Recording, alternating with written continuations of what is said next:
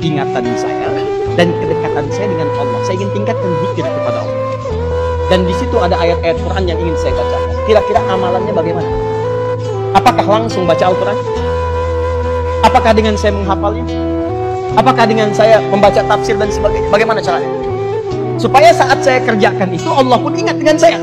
Dan saat ingat dengan saya, maka Allah akan mudahkan kehidupan saya.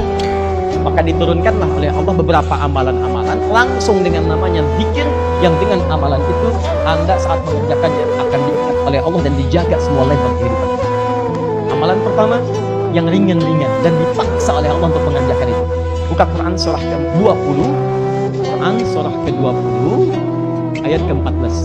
Innani anallah la ilaha illa ana fa'budni wa aqimis salata li dzikri. Zikir. Innani anallah, kata Allah, saya Allah. Allah perkenalkan diri. La ilaha illa ana, tidak ada Tuhan yang layak disembah, dipertuhankan, diesakan kecuali saya. Fa'budni, sembah saya. Bagaimana cara menyembahmu ya Allah?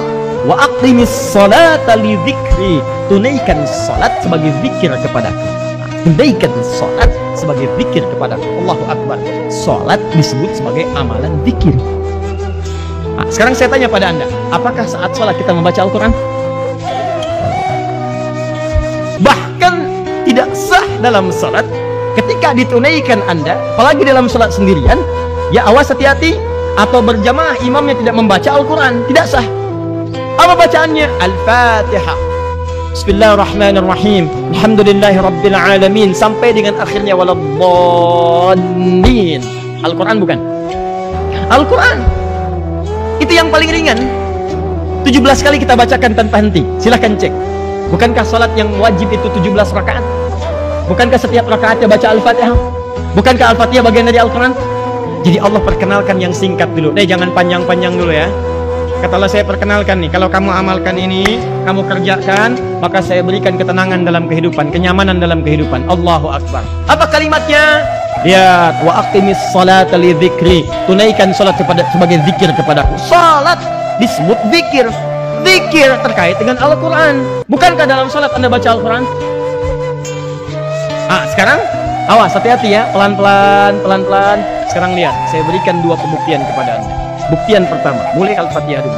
Jangan dikira saat baca Al-Fatihah itu tidak ada manfaatnya. Perhatikan bagaimana Allah memberikan kemuliaan. Saat Anda membaca Al-Fatihah dalam salat, ada hadis qudsi, hadisnya sahih. Di antara periwayat yang banyak kalangan para sahabat, termasuk sahabat Anas bin Malik radhiyallahu ta'ala anhu. Saya bacakan hadisnya, hadis qudsi. Haddatsana qala Rasulullah sallallahu alaihi wasallam, qala Allah azza wa jalla. Allah azza wa jalla berfirman dalam hadis qudsi. Jangan sembarangan nih. Jadi begitu tadi saya katakan di awal, Anda ingat Allah, Allah akan jaga Anda dan memenuhi kebutuhan Anda. Sekarang Anda bacakan Al-Quran dalam sholat, saat sholat masih berdiri, masih berdiri. Idza qasamtu shalah baini wa baina abdi, diriwayat lain ala nisfaini. Saya bagi sholat itu ke dalam dua bagian. Awas, hati-hati. Wali abdi ma sa'al. Ada hak aku terhadap hambaku, ada hak hambaku terhadapku. Kalau benar hambaku menunaikan kewajibannya kepadaku, maka aku akan berikan pada saat itu apapun yang dia minta. Ya, idza qala al-'abdu, dimulai jika seorang hamba membaca dalam salatnya, alhamdulillahi rabbil alamin, alhamdulillahi rabbil alamin, qala Allahu azza wa jalla, maka kalimat itu akan dijawab langsung oleh Allah seketika. Hamadani 'abdi, hambaku sedang memujiku. Wa idza qala al-'abdu ar-rahmanir rahim, kalau hamba membaca ar-rahmanir rahim, qala Allahu azza wa jalla, Allah akan menjawab langsung seruannya dengan kalimat asna alayya 'abdi, hambaku sedang menyanjungku. Wa idza qala al-'abdu maliki yaumiddin, jika hambaku membaca maliki yaumiddin, qala Allahu azza wa jalla, Allah menjawab langsung kalimatnya, majjadani 'abdi, hambaku sedang mengagungkanku. Sekarang perhatikan. Wa idza qala al-'abdu, jika seorang hamba membaca iyyaka na'budu, ya fa'budni, iyyaka na'budu wa iyyaka nasta'in, ya Allah, sekarang kami menyembahmu, ibadah kepadamu sebagai zikir untukmu. Iyyaka na'budu, Di Quran surah 20 ayat ke-14, fa'budni, sembah saya. Bagaimana menyembah? Iyyaka na'budu, kami sembah engkau sekarang ya Allah. Wa iyyaka nasta'in, sekarang kami sedang punya persoalan, kami mohon solusinya kepadamu. Perhatikan jawabannya. Qala Allah azza wa jalla, maka Allah akan langsung menjawab seketika. Hadza baini wa baina 'abdi, ini perjanjian antara aku dengan hambaku. Wali 'abdi ma sa'al.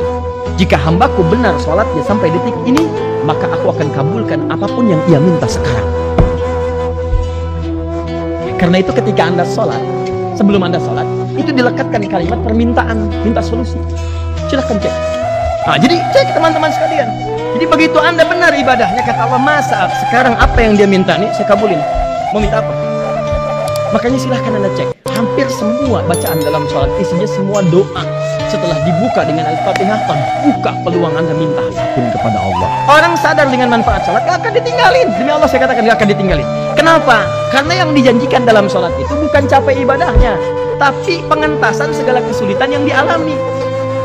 Di Anda diminta sholat, saya, kita, itu untuk menyelesaikan kebutuhan kita. Allah nggak butuh dengan sholat kita. Ini catat kalimat saya lagi. Semuka langit dan bumi tidak sujud kepada Allah, tidak sholat, tidak akan menurunkan status Allah sebagai Tuhan. Yang butuh kita. Makanya semua bacaan sholat itu doa. Silahkan cek. Ba'da al-fatihah, ruku doa, sujud doa, duduk di antara dua sujud banyak doanya. Rabbighfirli warhamni wajburni warfa'ni warzuqni, dan seterusnya. Minta rezeki, minta rahmat, minta pengampunan, minta perlindungan, segalanya tuh. Pertanyaan saya, maaf ya, maaf sekali. Pertanyaan saya, dari sekian yang diminta itu berapa yang dikabul?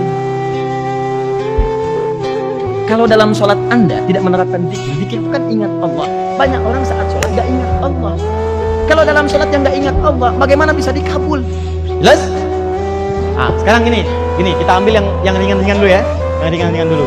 Ini kan baru sholat, itu kan sangat ringan. Kalau Anda sholatnya bagus, menjadikan Anda ingat dengan Allah, dilihat-lihat. Masya Allah, saya itu selalu merasa serba kekurangan. Kalau sudah berhadapan dengan Al-Quran, lemahlah diri saya itu. Kalimatnya, segalanya itu Masya Allah. Semakin dicari, semakin ketemu. Gak pernah kehilangan sesuatu itu. Ada lagi. Sholat itu artinya apa? Doa. Itu penjemahan fikih. Pemaknaan fikih as-sholat itu dia doa, karena semua yang dibaca dalam sholat doa. Tapi kalau Anda baca dengan bacaan ilmu lughah, as-sholat asalnya bukan doa. As-sholat. Lihat sini. Dari wasala yasilu silatan wasolatan. Wasala yasilu artinya sampai, silatan sampai terhubung. Silat itu artinya sesuatu yang terhubung dengan erat. Pernah dengar silaturahmi? Silaturahim. Kenapa disebut silaturahim? Karena pada saat pertemuan itu terhubunglah kasih sayang dengan sangat erat. Nyambung. Bisa bertanya, bisa bersapa, yang tadinya nggak ketemu bisa salaman, bisa macam-macam ngobrol. Apa ciri kesuksesannya? Setelah berpisah jadi ingat, mendoakan kawan, kan? Memuliakannya dan seterusnya. Diingat, itu namanya silaturahim. Nah, hubungan Anda dengan Allah yang menjadikan Anda teringat sepanjang masa dengan Allah itu disebut dengan silah namanya. Berubah jadi ibadah disebut dengan sholat namanya. Sholat kenapa disebut dengan sholat? Karena ibadah ini akan membuat Anda terhubung erat dengan Allah Subhanahu wa Ta'ala. Dari mana tahunya terhubung? Pasca sholat. Makanya kalau orang benar sholatnya, kan dilatih dalam sholat supaya ingat dengan Allah. Makanya setelah sholat ingatnya kepada Allah. Dan yang terakhir, ini yang paling menarik. Ini yang paling menarik nih. Allahumma sholli ala Muhammad. Lihat sini ya. Fadkuruni adkurkum. Kamu ingat saya pun ingat kamu. Nah, sekarang saya kasih rumus yang terakhir. Bukankah amalan itu dalam ayat yang disebutkan akan menjadikan kadar ingatan Allah kepada kita? Maksud ingatan itu perhatian. Semakin kita cepat merespon Allah, maka Allah pun akan semakin cepat merespon. Seakan-akan Allah katakan, hei, kalau para ayah ingat waktu sholat, maka ingatkan kepada anak dan istrinya. Hei, kalau istrinya yang ingat duluan, ayahnya tidur, maka ingatkan ayahnya.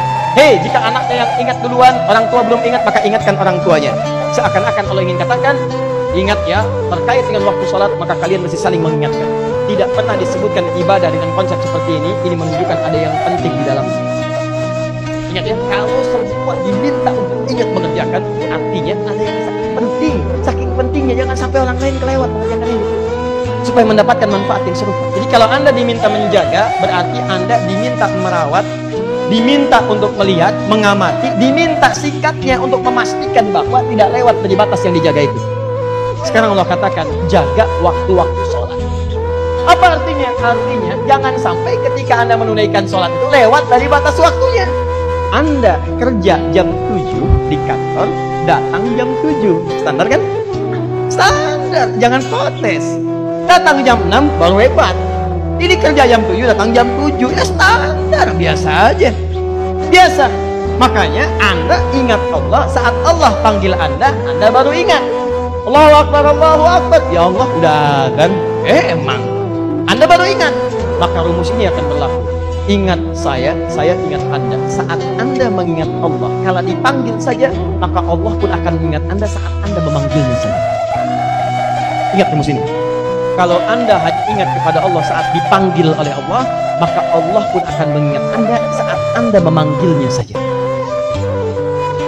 Allahu Akbar, Allahu Akbar. Ingat. Anda ingat, Allah ingat Anda. Kapan Allah ingat Anda? Saat Anda bermohon kepadanya.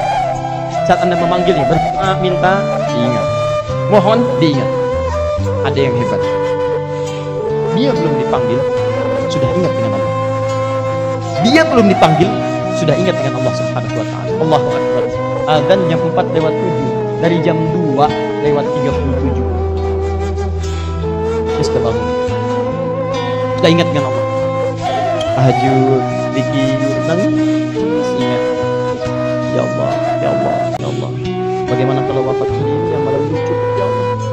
Bekal belum siap, hisab masih belum dihitung keseluruhannya. Di harta ya Allah belum dipakai ibadah, satu-satu dilihat. Dilihat. Ya Allah, titipan istri, titipan anak, ya Allah, anak-anak.